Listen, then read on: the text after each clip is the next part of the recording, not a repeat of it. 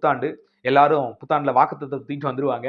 So இந்த வாக்குத்தத்த போதகர்கள் தயவு செய்து இந்த சிஸ்டத்தை முதல்ல கைவிட வேண்டும். கடவுள் தம்முடைய பிள்ளைகளுக்கு, அது மெயினா சபைக்குள்ள ஒரு ஒரு மனிதன் வர்றானாலே, விசுவாசித்து வர்றானாலே, சபையில சேர்க்கப்படுறான் அப்படின்னாலே ஒட்டுமொத்த வாக்குத்தத்தமும் அவன் மேல வந்துருது.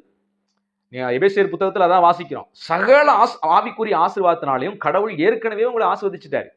கடவுள் என்னன்னைக்கும் உங்களை கைவிட மாட்டார். கண்டிப்பா ஆண்டவர் சொல்றாரு, நாளை தினத்தை குறித்த கவலைப்படாதே. அவ்வளவுதான், கவலைப்படாதே, நான் உன் கூட இருக்கிறேன், உன்னை நான் நடத்துறேன், உலகம் கொடுக்கிற பிரகாரமே நான் உனக்கு கொடுக்கறது இல்லை, ஏன் சமாதானத்தை கொடுக்கிறேன், நான் உன் தேவைகளை சந்திப்பேன், ஒரு நாளும் உன்னை விட்டு விலகிறது இல்லை, உலகத்தின் முடிவு பெரியது நான் உன் கூட இருக்கிறேன் அப்படின்னு வாக்குத்தத்தம் பண்ணின கர்த்தர் 2024 எப்படி உங்களை நடத்தினாரோ அதை விட மேன்மையாக 2025 நடத்த போறாரு. அவ்வளவுதான். அதனால தேவையில்லாம யாருக்கோ எந்த சூழ்நிலையோ கொடுத்த வாக்குத்தத்தத்தை எடுத்து கொண்டு வந்து ஒட்டுமொத்த சபைக்கும் கொடுக்கிற அந்த பித்தலாட்டத்தனமான செயலை விட்டு சபைகள் ஊழியர்கள் தயவு செய்து மனம் திரும்பணும். நீங்க பாட்டுக்கு ஜெபம் பண்ணிட்டு பைபிளை திறந்தீங்கன்னா ஏதோ ஒரு வாக்குத்தத்தை வரத்தான் செய்யும். உடனே அது கடவுள் கொடுத்துட்டாரு.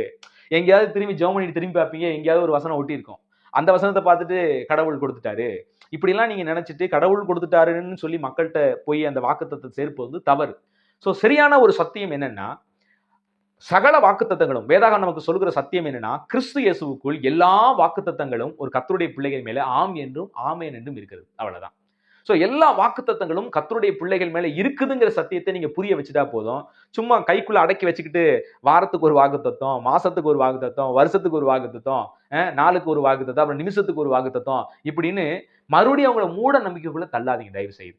அந்த ஒரு வாக்குத்தத்தையே பிடிச்சிட்டு அவங்க உட்காந்துக்கிட்டு என்னமோ என்ன சொல்றதுன்னு தெரியல. தயவு செய்து இப்படிப்பட்ட விஷயங்களை சபை போதகர்கள் மெயினா நீங்க தவிர்த்து கொள்ளுங்க. விசுவாச பிள்ளைகளும் அந்த மாதிரி விஷயங்கள் நம்பாதீங்க. இந்த சீட்டு மாதிரி போட்டு கிளி வந்து சீட்டு எடுக்கும் பாத்தீங்களா, அந்த மாதிரி போயிட்டு சபையில் என்ன செய்யுது, வாக்குத்தத்தை அடுக்கி வச்சுக்கிறது, காணிக்கை போட்டு வந்து அந்த வாக்குத்தத்தை எடுத்துட்டு வர்றது. அது என்ன, ஒரே தான் அந்த 100 வாக்குத்தத்தை அந்த அட்டையில இருக்கும், மாத்தி மாத்தி அந்த வாக்குத்தத்தை எழுதி வச்சிருப்பாங்க.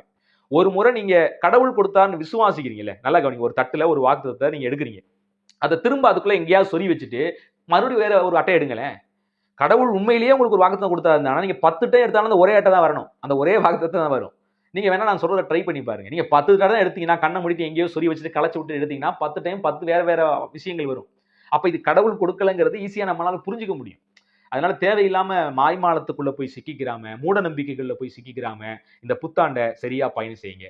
கர்த்தர் இந்த 2025 ஏற்கனவே உங்களுக்கு கொடுக்க வேண்டிய ஆசீர்வாதங்கள்லாம் மேல வச்சுட்டாரு. அந்தந்த மாசத்துல, அந்தந்த வாரங்கள்ல, அந்தந்த நாட்கள் நீங்க போய் பெற்றுக்க போறீங்க, அவ்வளவுதான். ஆனா இந்த வருஷத்துல கடவுளுக்கு நீங்க என்ன செய்ய போறீங்க, அதை மட்டும் இந்த புத்தாண்டுல சிந்திங்க. இந்த வருடத்துல நீங்க கடவுளுக்காக வாழுங்க.